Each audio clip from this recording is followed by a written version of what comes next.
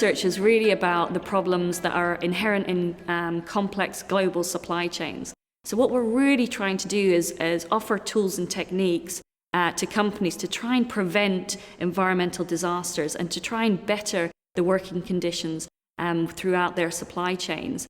There's lots of headlines recently about environmental disasters like the BHP Billiton mining dam, which released 25,000 Olympic-sized swimming pools worth of iron ore and heavy metal waste into the drinking water of 150,000 people. Things like the Rana Plaza disaster in 2013, which killed 1,100 people. And then the constant problem of child slavery, especially in the developing world.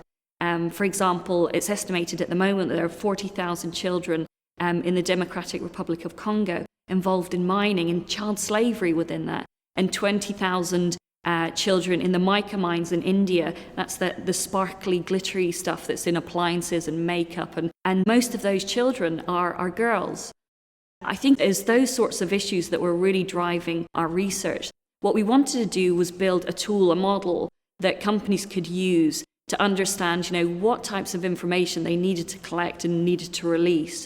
So the first thing we developed was the Supply Chain Information Disclosure Radar, which we published in Sloan Management Review. And that really gave companies an idea of the types of information they needed to be collecting. So who's in their supply chain, what are the components, how are they extracted and produced, what are the environmental impacts of their suppliers and the social impacts of their suppliers. We also looked at the different strategies that companies were using. So the first main strategy was transparency, where companies were seeing the supply chain information as a competitive advantage and releasing that to the public. Then we saw a secretive strategy where companies gathered information, but they didn't release it. And that's getting more and more hard to argue for as companies release more information. And then we get into a little bit more nefarious strategies. So we saw a strategy around distracting, where a company would basically flood the public domain with information about something they were good at because they wanted to hide something they were really not good at. And then we had withholding strategies, where companies would either not gather the information because they knew there was poor practices, or they would gather that information but not use it and not release it. So what we wanted to then do was really understand what was driving information disclosure and information release. And again, we found several different strategies. The first thing was most people weren't releasing supply chain information. So that was the biggest driver, but that's getting less and less, thankfully. So the second driver was legitimacy, really protecting the brand of the company. The third driver was much more proactive. It was around competitive advantage. So how do we create new markets? How do we create new products from our information throughout the supply chain?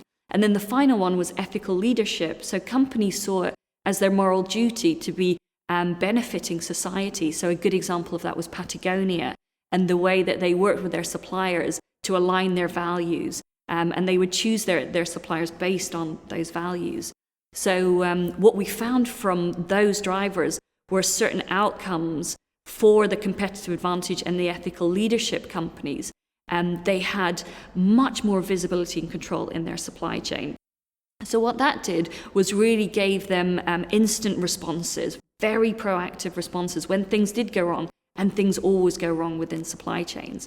And that really sustained their legitimacy and made it much more resilient and much more sustainable within their supply chains. It was also great for their stakeholders, so employees really wanted to work with them and they could retain talent. But overall what we found was that they were improving environmental performance throughout their supply chain and also the conditions for their workers. And that's really what our research wanted to do, was understand, through visibility and transparency, could we improve sustainability both environmentally and socially?